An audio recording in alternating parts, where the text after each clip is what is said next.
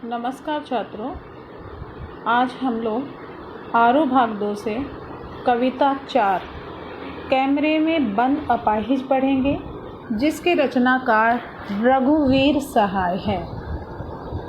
जैसे पूर्व में मैंने आपको कविताएं पढ़ाई कि सबसे पहले सर्वप्रथम हम कवि परिचय पढ़ते हैं, तो यहाँ हम रघुवीर सहाय जो कवि हैं इनका कवि परिचय पढ़ेंगे, जो इस प्रकार है।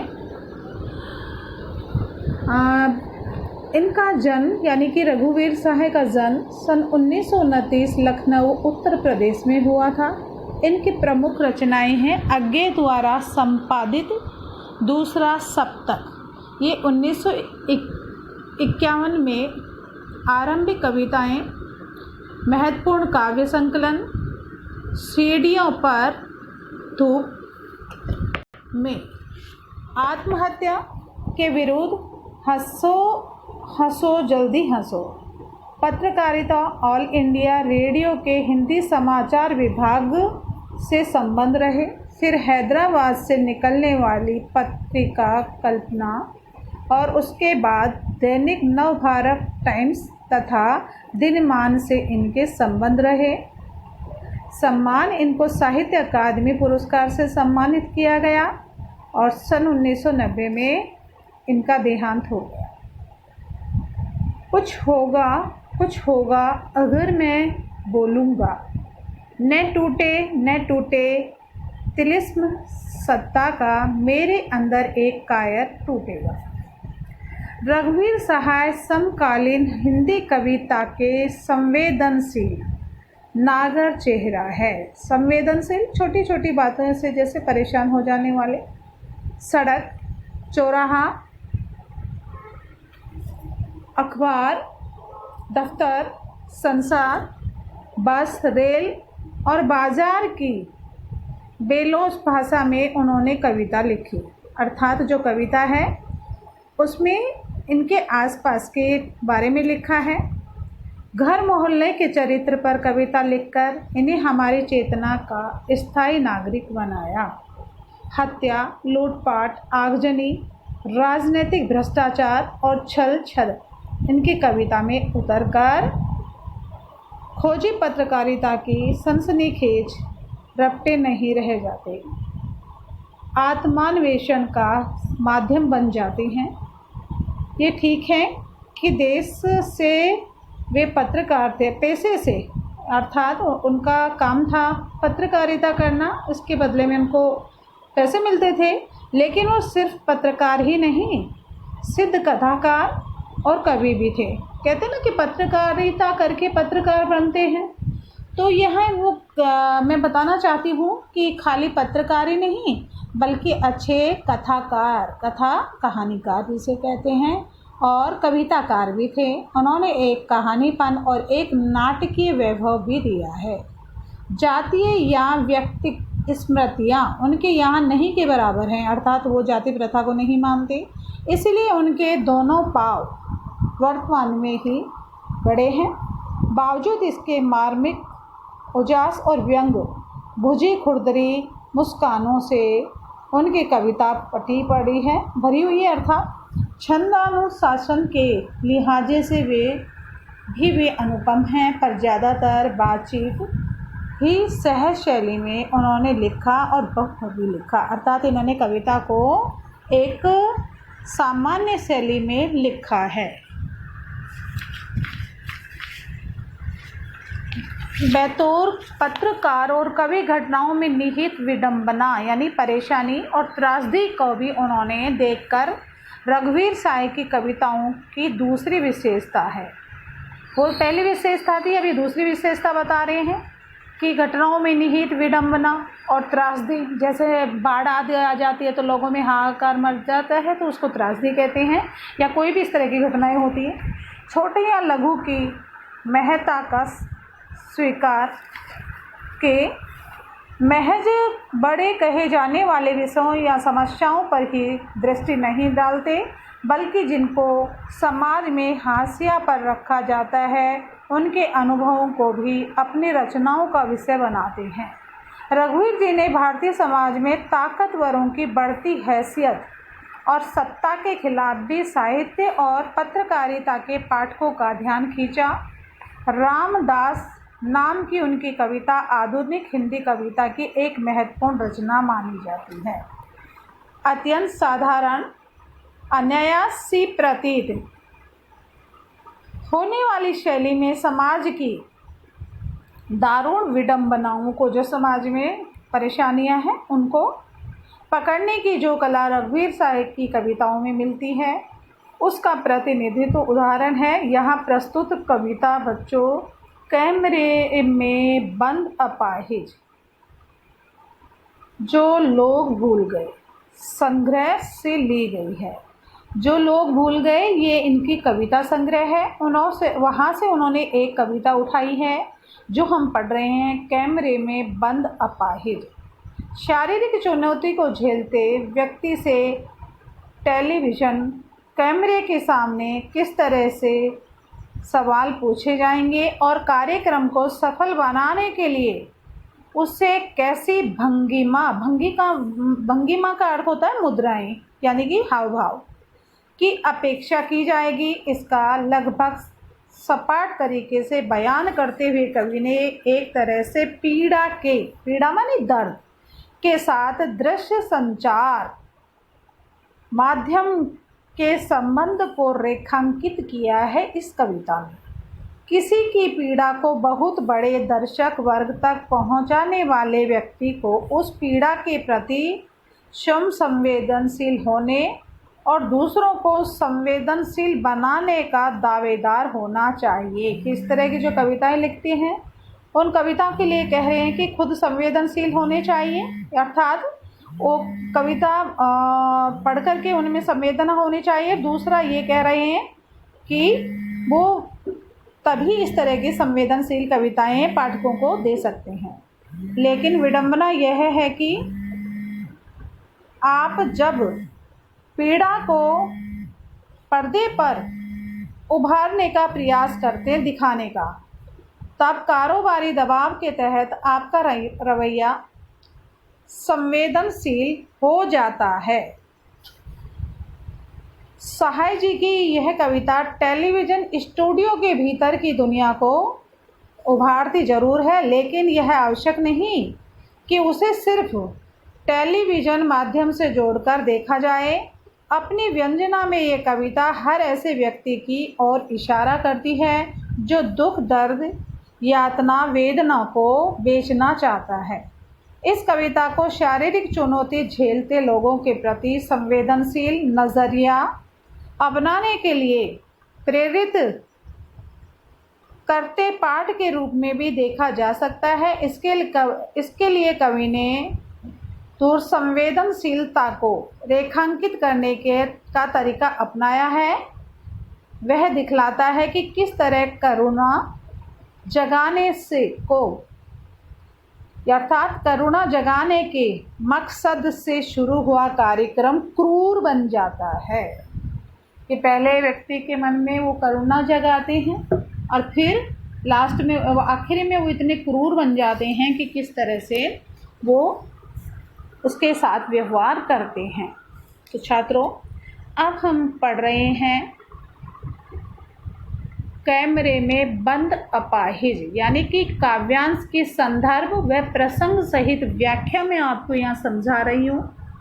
काव्यांश पहला हम पढ़ेंगे। इसमें देखिएगा, हम दूरदर्शन पर बोलेंगे, हम समर्थ शक्तिवान, हम एक दुर्बल को लाएंगे एक बंद कमरे में, उससे पूछेंगे तो आप क्या अपाहिज है, अर्थात उससे प्रश्न करेंगे तो आप क्यों अपाहिज हैं, आपका अपाहिजपन तो दुख देता होगा, देता है। हाँ, तो बताइए आपका दुख क्या है, जल्दी बताइए, वह दुख बताइए, बता नहीं पाएगा। तो यहाँ पर पहले हमने कहा संदर्भ, ध्यान देंगे पहले इसका कि प्रस्तुत काव्यांश हमारी पाठ्य पुस्तक आरोह भाग 2 में शामिल कैमरे में बंद अपाहिज शीर्षक कविता से अवतरित है, अर्थात लिया गया है। इसके रचयिता समकालीन कविता के सर्वाधिक महत्वपूर्ण कवि रघुवीर सहाय हैं, जिनके काव्य संग्रह लोग भूल गए हैं में यह कविता मूल रूप से संकलित है। ये तो हुआ इसका संदर्भ। अब है प्रसंग कि रघुवीर सहाय कवि होने के साथ साथ एक प्रतिष्ठित पत्रकार भी थे। यहाँ बेटा संदर्भ उनके बारे में हमें थोड़ा सा जानकारी देनी होगी। ये हमारे काव्य सौंदर्य शिल्प सौंदर्य में काम आएगा कि जो रघुवीर सहाय कवि होने के साथ साथ एक प्रतिष्ठित पत्रकार भी थे।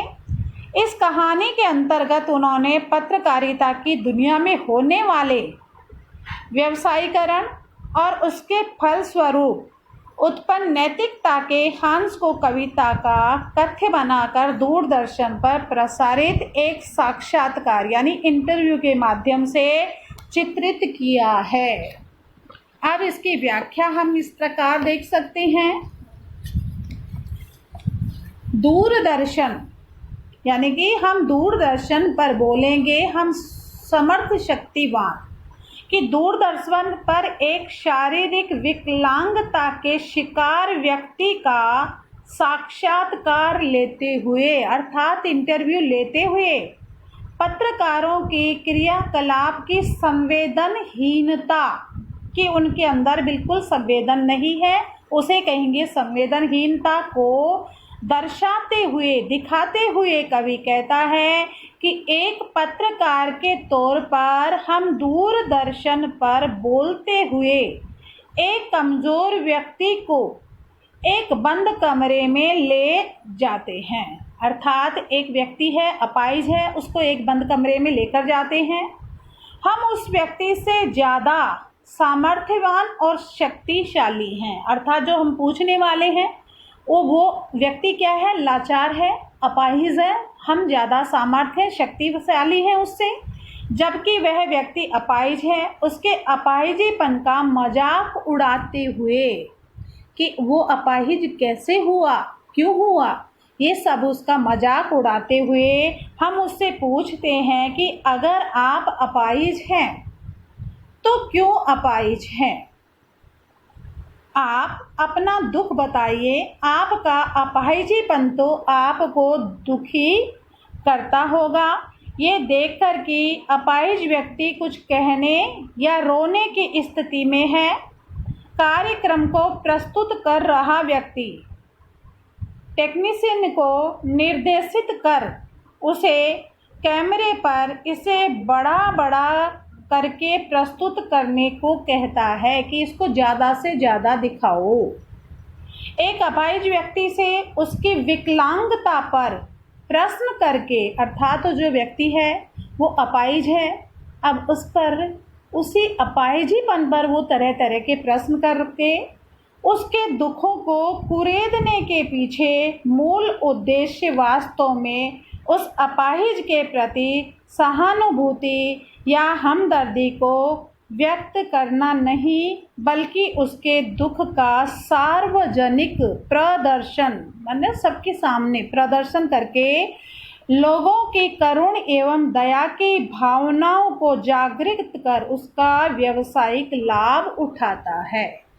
छात्रों, यहाँ पर जो कवि लिख रहा है वो ये कह रहा है कि एक अपाहिज का इंटरव्यू अर्थात साक्षात्कार लेकर लोग अपना जो साक्षात्कार छापकर वो पैसे कमा रहे हैं, लेकिन एक अपाहिज से प्रश्न इस तरह कि तुम कब अपाहिज बने, कैसे बने, तो उसके दुख को वो कुरेद रहे हैं। जो घटना उसके साथ घटी थी अब उसको वो साक्षात्कार में उसके समक्ष लाते हैं और उसे इस तरह के प्रश्न करते हैं जो उसके हित में ठीक नहीं है, लेकिन अब वो ऐसा करके वाह लूटना चाहते हैं और अपनी आमदनी करना चाहते हैं।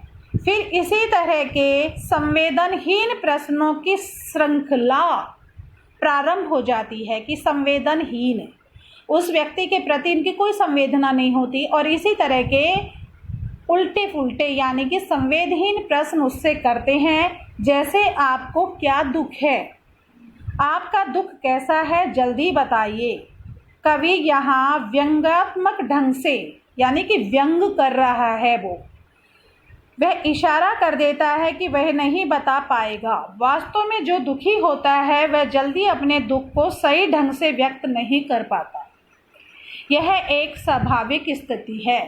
अब रचनाकार कह रहे हैं कि जो व्यक्ति दुखी होता है, यदि उससे उसके दुख का कारण बताएं तो पूछना चाहे तो वह अपना दुख का कारण बिल्कुल सार्वजनिक स्थिति में एकदम नहीं बता पाएगा लेकिन यहाँ तो कार्यक्रम के प्रस्तुतकर्ता का वास्तविक उद्देश्य अपने कार्यक्रम को व्यावसायिक दृष्टि से सफल एवं लोकप्रिय बनाना है। अब यहाँ रचनाकार कह रहे हैं कि यहाँ तो कार्यक्रम के जो प्रस्तुतकर्ता है वो वास्तविक उद्देश्य से जो कार्यक्रम प्रस्तुत कर रहा है उससे उसको पैसा मिलेगा, अर्थात व्यावसायिक दृष्टि से वह इसे सफल बनाता है और लोगों के बीच इसे और लोकप्रिय बनाने के लिए उससे तरह तरह के प्रश्न करता है ताकि ये उसका जो ये है वो लोकप्रिय है और उसे ज़्यादा से ज़्यादा पैसा मिल सके। जो पहले तो ही दुखी है उसे बार बार उसके दुख एवं अक्षमता की याद दिलाना अत्यंत कष्टदायक तथा अमानवीय है। कि पहले तो वो व्यक्ति खुद ही अपाहिज है, वो दुखों को सहन कर रहा है, फिर उससे विभिन्न प्रकार के प्रश्न करके कवि कह रहे हैं उसे और ज़्यादा दुखी बनाया जा रहा है। तो ये बहुत कष्टदायक है अर्थात अमानवीय है, या तो मानवीय गुण नहीं है, कवि इसको अमानवीय कह रहा है। इससे व्यावसायिकता बोध से प्रेरित होकर कुछ भी कर गुजरने वालों के सरोकार का पता चलता है कि जो लोग व्यावसायिक यानी कि जो लोग व्यापार करते हैं इस तरह के प्रश्न पूछ करके और उन्हें कार्यक्रम में प्रस्तुत करते हैं, सिर्फ उन्हें अपने पैसों से लेना देना है, व्यक्ति की परिस्थिति से उन्हें कोई लेना देना नहीं होता, अर्थात वे संवेदनहीन होते हैं। उनका काम तो इस तरह के व्यक्तियों को और ज़्यादा घटना को दिखा करके पैसा कमाना होता है। ऐसे पैसे कमाने वाले व्यक्तियों की ओर कवि ने कटाक्ष किया है कि ऐसे व्यक्ति भी समाज में हैं जो दुखी को और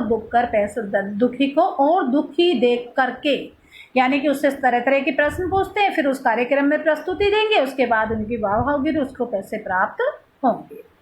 तो छात्रों ये तो मैंने इसका व्याख्या की। अब इसका जो काव्य सौंदर्य शिल्प सौंदर्य काव्यांश में दूरदर्शन वालों के माध्यम से कवि ने मीडिया कर्मियों को संवेदनहीन अमानवीय कार्यशैली का चित्रण किया। अभी मैंने कहा ना कि जो मीडिया में काम करते हैं वो किसी भी तरह के प्रश्न पूछ लेते हैं, अर्थात वे संवेदनहीन होते हैं, उनके प्रति किसी की संवेदना नहीं होती। कविता की भाषा सहज संप्रेषणीय है। मैंने अभी शुरू में आपको बताया था कि कविता की भाषा बहुत ही सरल है और कवि अपनी बात को स्पष्ट करने में सफल हुआ है। इस कविता में कवि अपनी बात जो कहना चाहता है उसको स्पष्ट करने में सफलता प्राप्त की है। मित कथन का गुण भी भाषा में विद्यमान है। भाषा में ही भी आदि अव्ययों के प्रयोग द्वारा कवि ने अपने वर्णन को एक नई भंगिमा प्रदान की है। जैसे इंतजार करते हैं आप भी उसके रो पड़ने का, बस थोड़ी ही कसर रह गई आदि।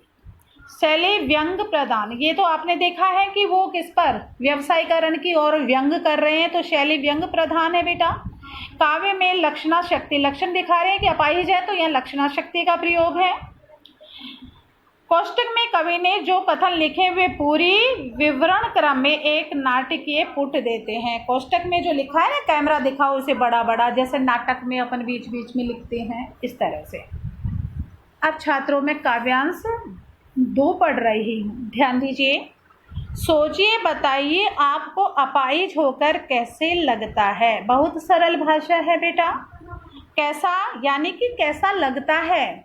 अब वो एक कोष्टक में कहा ना कि नाट्य शैली में वो कर रहे हैं, हम खुद इशारे से बताएंगे कि क्या ऐसा। सोचिए बताइए, थोड़ी कोशिश कीजिए, फिर वही नाटक शैली यह अवसर खो देंगे। आप जानते हैं कि कार्यक्रम रोचक बनाने के वास्ते हम पूछ कर उसको रुला देंगे। इंतजार करने में आप भी उसके रो पड़ने का करते हैं। यह प्रश्न पूछा नहीं जाएगा। नाट्य शैली उन्होंने बीच बीच में प्रयोग किया है, तो संदर्भ पूर्वक है कि ये हमारे आरोप से लिया गया है। प्रसंग हम थोड़ा सा यहाँ बदलेंगे बेटा कि कवि दूरदर्शन कार्यक्रम के प्रस्तुतकर्ता की भाव भंगिमा युक्त प्रस्तुति का चित्रण करते हुए कहता है कि वह उस अपाहिज व्यक्ति से बार बार जोर देकर अमानवीय ढंग से केवल अपने कार्यक्रम की प्रसिद्धि और व्यावसायिक सफलता को प्रमुखता देते हुए प्रश्न पूछता है। अब यहाँ पर हम व्याख्या करेंगे। कवि कहता है कि सोचिए, सोचकर बताइए कि अपाहिज होकर आपको कैसा अनुभव होता है। वास्तव में यह कवि ने कार्यक्रम प्रस्तुतकर्ता के घृणापूर्वक उद्देश्य को स्पष्ट करने की कोशिश की है। यहाँ कवि ऐसे कार्यक्रम प्रस्तुतकर्ता को उन्होंने घृणा की दृष्टि से देखा है कि लोग व्यवसाय में किस तरह तक गिर जाते हैं, जो किसी दुखी और लाचार तथा शारीरिक रूप से अक्षम व्यक्ति से इस प्रश्न को पूछने में निहित है कि जो व्यक्ति अपाहिज है, पहले ही उसको अपने पर दुख है, फिर वो जो व्यवसायीकरण वाले हैं वो उनसे सवाल कर रहे हैं कैमरे के सामने बिठाकर कि तुम्हें अपाहिज होकर होना कैसा लग रहा है। तो आप देखेंगे वो और पहले से दुखी है और ये बेतुके प्रश्न करके वो उसको और ज़्यादा दुखी बना देते हैं। वे इस दुख को भोगकर कैसा महसूस करता है, जैसा प्रश्न अमान्यता की हद पार करने जैसा है। वस्तुतः जो दुखी है वह तो अपने आप ही इतना आहत है, अर्थात दुखी है कि उसका कुछ न बोल पाना स्वाभाविक है। जो दुखी है व्यक्ति है वो अपने बारे में क्या बोलेगा, कवि कह रहे हैं। लेकिन इतना ही नहीं, व्यावसायिक सफलता के लिए आतुर कार्यक्रम प्रस्तुतकर्ता संवेदनशीलता को ताक पर रखकर अपंगता को दिखाने वाले इशारे करके अपाहिज व्यक्ति को किसी भी तरह ये कहने के लिए मजबूर करता है कि वह दुखी है, क्योंकि उसका अंतिम और एकमात्र उद्देश्य अपाहिज व्यक्ति के माध्यम से लोगों के अंदर करुणा एवं दया की भावना को कुरेद कर उसका व्यावसायिक लाभ उठाना और कार्यक्रम को सफल बनाना है। यहाँ पर कवि ने कार्यक्रम प्रस्तुतकर्ता पर टिप्पणी की है, जो साक्षात्कार ले रहा है कि वह व्यक्ति संवेदनहीन है, अर्थात उसमें किसी तरह की संवेदना नहीं है। वह जो व्यक्ति अपाहिज होता है उससे तरह तरह के प्रश्न करता है और वह उससे ज़्यादा से ज़्यादा प्रश्न करके अपने कार्यक्रम में प्रस्तुत करना चाहता है ताकि उसको ज़्यादा से ज़्यादा पैसे का लाभ हो सके। उसको किसी की संवेदना से हमदर्दी नहीं है। इसके बाद वह दर्शकों को खुद अपने इशारे द्वारा बताना चाहता है कि दुख या अक्षमता से ग्रस्त होने पर व्यक्ति की स्थिति कैसे हो सकती है। फिर वो उसको कार्यक्रम में प्रस्तुति इस तरह से करता है। कैसे करता है बच्चों कि दर्शकों को खुद अपने इशारे द्वारा समझाना चाहता है, बताना चाहता है कि दुख या अक्षमता, जो मतलब अपाहिज जो अपना काम नहीं करते, ग्रस्त होने पर व्यक्ति की स्थिति कैसे हो सकती है। वह अपाहिज व्यक्ति से बार बार प्रश्न करके उसके अपाहिजीपन का एहसास कराकर उसे बोलने और रोने पर मजबूर करते हुए कहता है। देखो ये व्यक्ति कितना संवेदनहीन है। कौन बेटा? जो कार्यक्रम प्रस्तुत करना चाहता है कि वह उस व्यक्ति को उसके अपाहिजीपन पर परेशान करता है और उसको रुलाने के लिए भी मजबूर कर देता है कि अपंगता को दर्शाने और बताने का ये बेहद बेहतर मौका है जो नहीं रोने पर अपाहिज व्यक्ति के हाथ से निकल जाएगा। वह उसे कहता है कि ये तुम्हें आखिरी मौका दिया जा रहा है, आपके जो ये अपाहिज का जो कारण है, किस तरह से घटना हुई, इसको हम कैमरे पर दिखाना चाहते हैं तो वह उसको इस तरह से बार बार कह रहा है कि ये जो तुम्हारा मौका है ये हाथ से निकल जाएगा।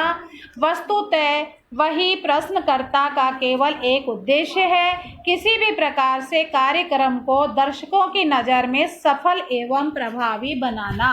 अर्थात उसको उस व्यक्ति से कोई लेना देना नहीं होता, उसको तो सिर्फ ज़्यादा से ज़्यादा प्रश्न करके दर्शकों को दिखाना होता है।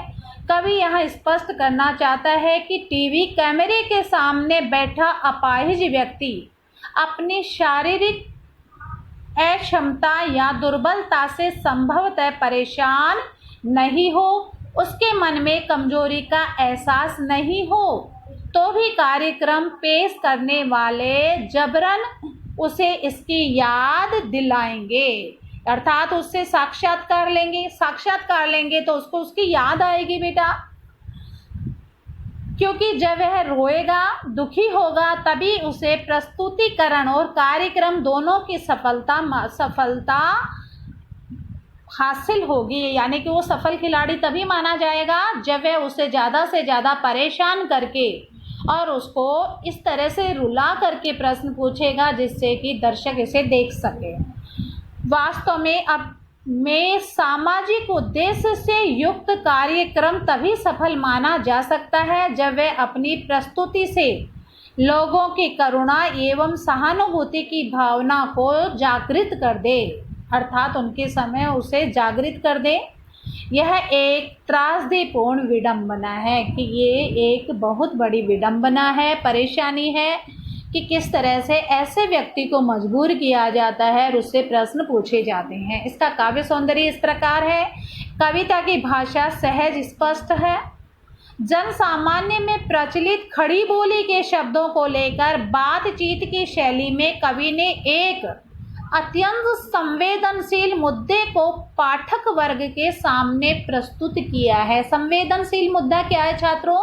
कि एक अपाहिज है, उसको एक बंद कमरे में बिठा दिया जाता है, उसके सामने कैमरा चला दिया जाता है और उससे किसी तरह मतलब उसके अपाहिजीपन पर तरह तरह के प्रश्न पूछे जा रहे हैं।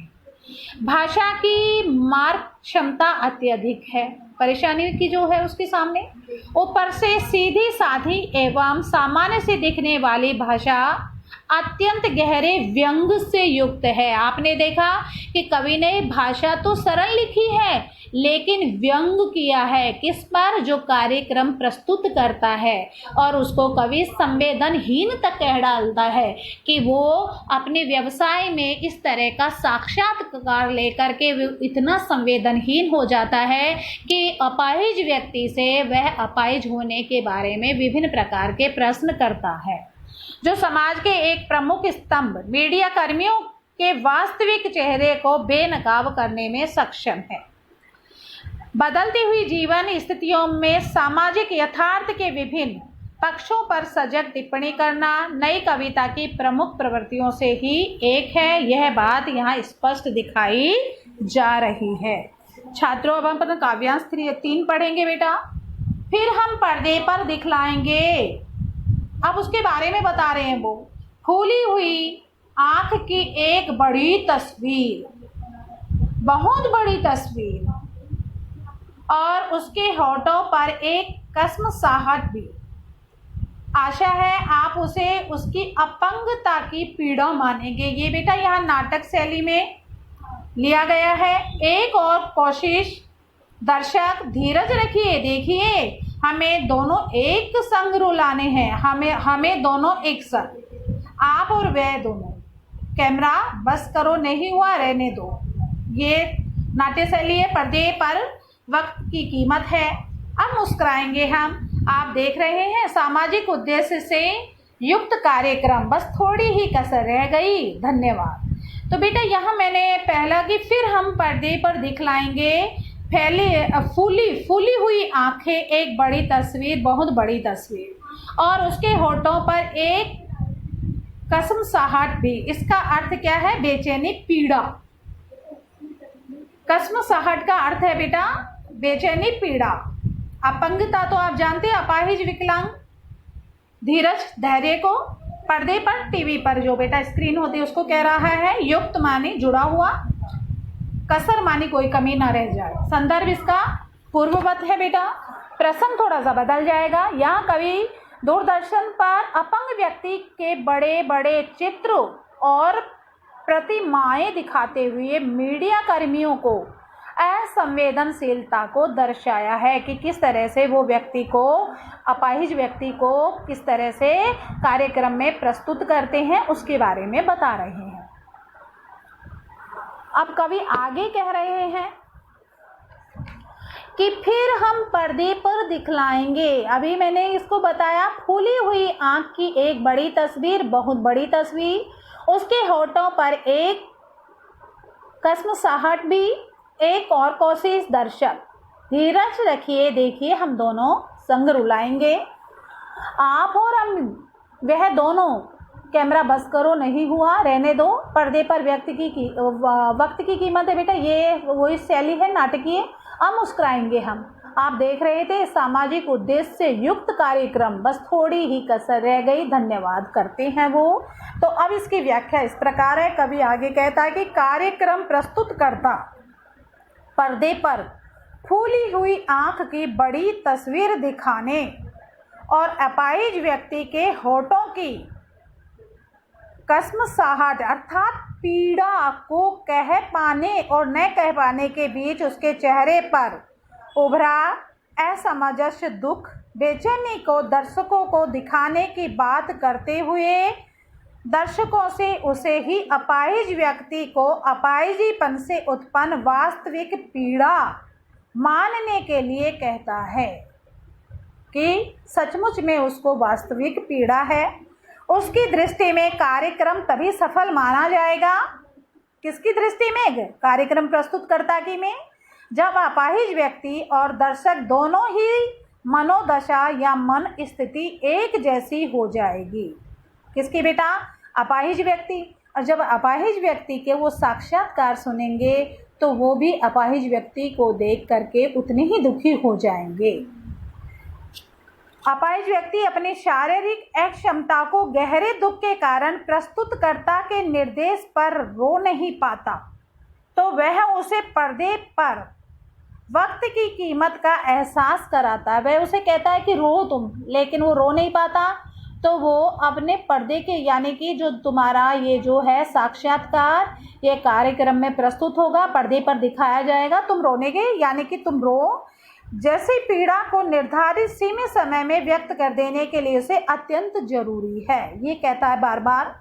कवि के अनुसार टेलीविज़न पर वक्त की कीमत के बारे में बताकर और अपाहिज की पीड़ा को कुरेद कर उसे रुला देने के पीछे कार्यक्रम के निर्माताओं का केवल एक ही उद्देश्य है कि इस तरह के ये जो प्रस्तुत करता है, उनका उद्देश्य क्या है? कार्यक्रम की व्यावसायिक सफलता, कि ज़्यादा से ज़्यादा लोग देखें और इस घटना को महसूस करें और देखने में उन्हें ज़्यादा से ज़्यादा पैसे मिलेंगे। और लोकप्रियता पीड़ित व्यक्ति की मानसिक अवस्था और संवेदना से उनका कुछ लेना देना नहीं होता। अर्थात वो जो व्यक्ति है वो किस तरह से परेशान होता है, उससे इनका कोई लेना देना नहीं होता। इस तरह सारे सामाजिक नारे और कार्यक्रम व्यावसायिक प्रचार प्रसार में तब्दील कर दिए जाते हैं, अर्थात बदल दिए जाते हैं। एक संवेदनशील समाज के लिए अत्यंत खतरनाक और भयावह स्थिति है, क्योंकि इससे अमानवीय एवं त्रासद स्थितियां पैदा होती हैं जो सभ्य समाज एवं संवेदनशील मनुष्य दोनों के लिए समान रूप से कष्टदायी हैं। भाई जो व्यक्ति है उसको भी कष्ट हो रहा है और जो देख रहे हैं उनको भी उस व्यक्ति की स्थिति को देख करके कष्ट का अनुभव हो रहा है। इसलिए कवि दोनों के बारे में हमें बता रहे हैं। इसका काव्य सौंदर्य देखिए बेटा।